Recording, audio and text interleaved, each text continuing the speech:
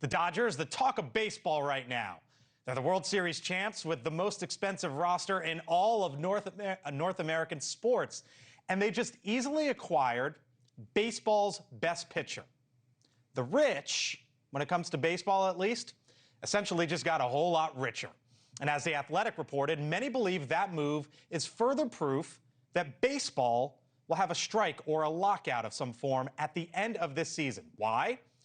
Because the owners want to control spending and stop essentially most of the top players going to just a few teams, tuning out fans in the process.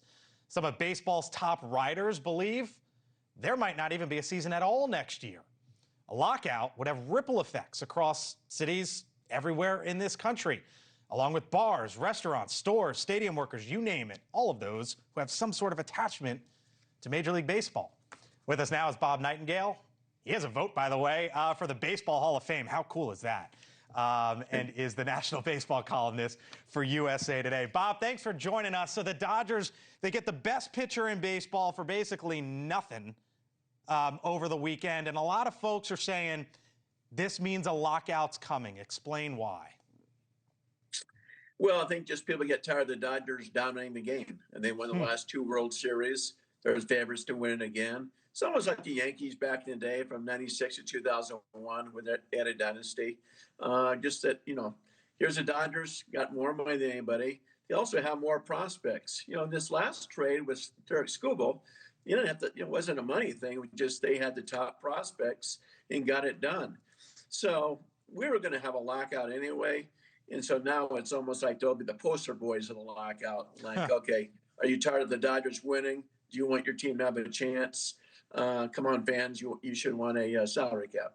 How long is it going to last, do you think? So the prevailing belief is that there needs to be some sort of a change, right? That you got to fix the finances.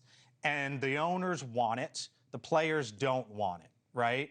And that'll lead to some sort of a lockout. How long do you believe that'll be after the World Series? Well, the lockout, the CBA ends on December 1st. December 1, yep.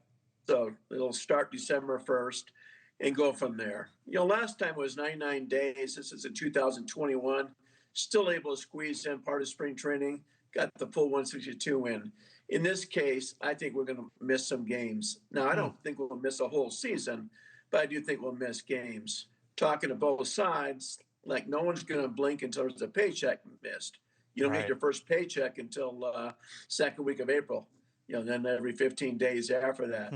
So once a paycheck is missed, then we'll see who starts blinking. Yeah, I mean, speaking of the paychecks, I don't think most people feel bad for baseball players. Like in most cases, they are multi-millionaires, living the dream. It's more so the bars next to the ballparks and the stores and the worker who goes there for the second or third paycheck, right? What happens sort of to the baseball economy if/when this occurs?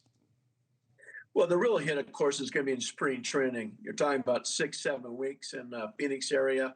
Right. All that time in Florida, throughout the state.